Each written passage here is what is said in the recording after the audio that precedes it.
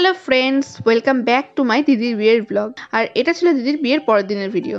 দুপুরবেলা দিদিদের খেতে দেওয়া হয়েছিল 3 রকমের মাছ, 5 রকমের ভাজা, মাছের মাথা, অনেক কিছু ছিল খাবারে। আর নতুন জামাইবাবু তো আবার হাত দিয়ে খেতে পারে না, বউ পাশে বসে থাকলে বউয়েরই খাইয়ে দিতে লাগে। তারপরে আর ভিডিও করা হয়নি সারাদিনে। তারপরে চলে এসেছিল সেই সময়টা, যেই সময় দিদিকে সবাই আশীর্বাদ করছিল দিদির বিদায়ের সময়। আর এই সময়টাতে দাদা দিদিকে হাসানোর অনেক রকমভাবে চেষ্টা করছিল, কারণ দিদি খুবই কান্নাকাটি করছিল। আর আমি নিজেকে খুব শক্ত রাখার চেষ্টা করছিলাম, কারণ আমি যদি কান্নাকাটি করতাম তাহলে দিদি যেতে চাইতো না, আর মা বাবাও অনেকটা ভেঙে পড়তো, তাদেরকেও সামলানোর কেউ ছিল না, তাই নিজেকে শক্ত তো রাখতেই হতো। মা দিদিকে আশীর্বাদ করছিল, আর আমি বেশি ভিডিও ক্লিপ এখানে নিতে পারিনি, কারণ হচ্ছে তখন মনের অবস্থাটাও এতটা ঠিক ছিল না আমার যে আমি সবটা ভিডিও করতে পারবো। তো তার মধ্যে যতটুকু পেরেছি ভিডিও করার চেষ্টা করেছি।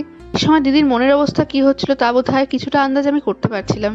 একটা মেয়ে তার জীবনের এতগুলো বছর যেখানে কাটিয়ে গেল, ছোট থেকে বড় হলো, সেই সমস্ত কিছু, সেই কাছের মানুষজনগুলোকে সবাইকে ছেড়ে চলে যেতে যে বুকের মধ্যে কতটা যন্ত্রণা হয়, কতটা কষ্ট হয়, তা বেশ ভালোই আন্দাজ করতে পারছিলাম। তো আমি শেষে কিছু ফটোগ্রাফারদের তোলা ফটো অ্যাটাচ করে দিলাম, কারণ আর কোনো ভিডিও আমার কাছে নেই। দেখা হবে নেক্সট ভিডিওতে, ততক্ষণের জন্য টাটা।